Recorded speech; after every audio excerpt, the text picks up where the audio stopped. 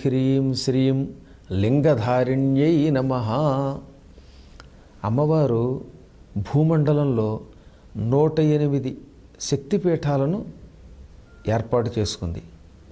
పూర్వం సతీదేవి తన శరీరం విడిచిపెడితే ఆ సతీదేవి శరీరాన్ని శివుడు తన భుజం మీద వేసుకొని తాండవమాడాడు. దేవీ భాగవతంలో అద్భుతమైన కథ ఇది. శివుడు సతీ శరీరాన్ని భుజం మీద వేసుకుని ఉన్మాదంతో తిరుగుతూ ఉంటే లోకాలన్నీ కంపించిపోయాయి. అకాల ప్రళయం వచ్చింది.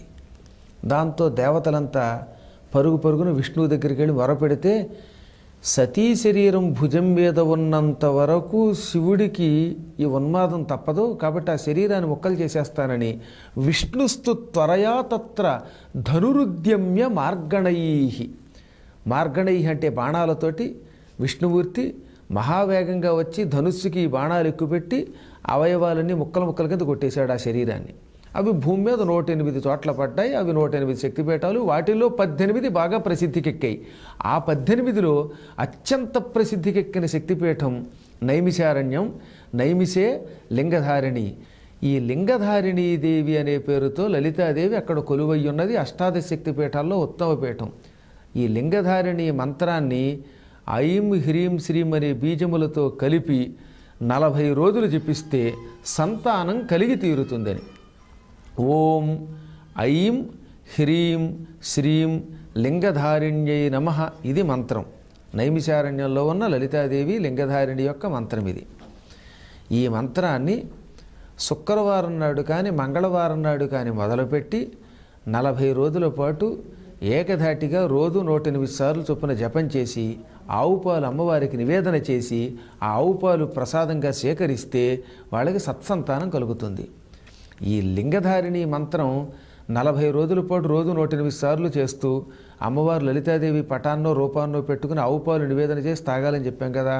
ఆడవాళ్ళకి చాలామందికి బయట ఉండే రోజులుంటే ఏం చేయాలని, అలాంటప్పుడు 4 రోజులు ఆపేసి 5వ రోజు నుంచి మళ్ళీ కొనసాగించండి. లింగధారిణి మంత్రం మంచి సంతానాన్ని ఇస్తుంది. అది కూడా పాడైపోయే పిల్లలు కాకుండా సత్సంతానాన్ని ఇస్తుంది అన్నమాట.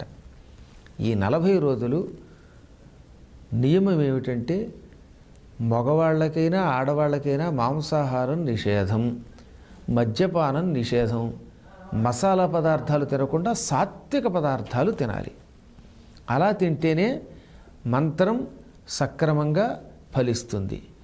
గురూపదేశం పొంది చేసిన ఈ మహామంత్రం వల్లే పూర్వం వశిష్ఠ మహర్షికి 100 కొడుకులు పుట్టారు. అందులో శక్తి అనే మహర్షి చాలా ప్రసిద్ధికెక్కాడని కూడా మనకి సౌర పురాణం ద్వారా తెలుస్తుంది.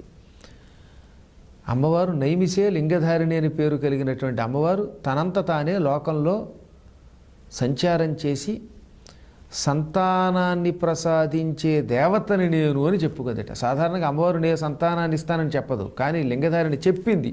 చెప్పకపోతే ప్రజలకు తెలియదు గనక. గోమతీ నదీ తీరంలో వెలిసిన అత్యద్భుత శక్తిపీఠం అది. ఈ మంత్రాన్ని మరొక్కసారి ఉచ్చారణ చేసుకుందాం. ఓం ఐం హ్రీం శ్రీం లింగధారిణ్యే నమః. ఎప్పుడు మొదలు పెట్టాలి? మంగళవారం కానీ శుక్రవారం కానీ. ఎన్నాళ్ళు? 40 రోజుల పాటు. రోజు 108. నివేదన ఆవు పాలు. 40 రోజుల్లో అడ్డొస్తే 4 రోజులు ఆపేసి 5వ రోజున చేయటం. మైలు వస్తే ఆపేసేయటం, మళ్ళీ మొదలు పెట్టుకోవటం శుద్ధయ్యాక.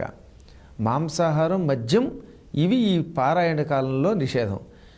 ఇళ్లల్లో చేసుకుంటే 40 రోజులు డైరెక్ట్గా నైమిషారణ్యం వెళ్ళి జపం చేస్తే 3 రోజులు రోజు 1008 సార్లు జపం చేస్తే చాలు. గోమతిలో స్నానం చేసి నైమిషారణ్యంలో అమ్మవారి సన్నిధానంలో కానీ ఎక్కడో చోట నదీ తీరంలో కానీ 1008 చేస్తే చాలా తొందరలో సత్సంతానం కలుగుతుంది.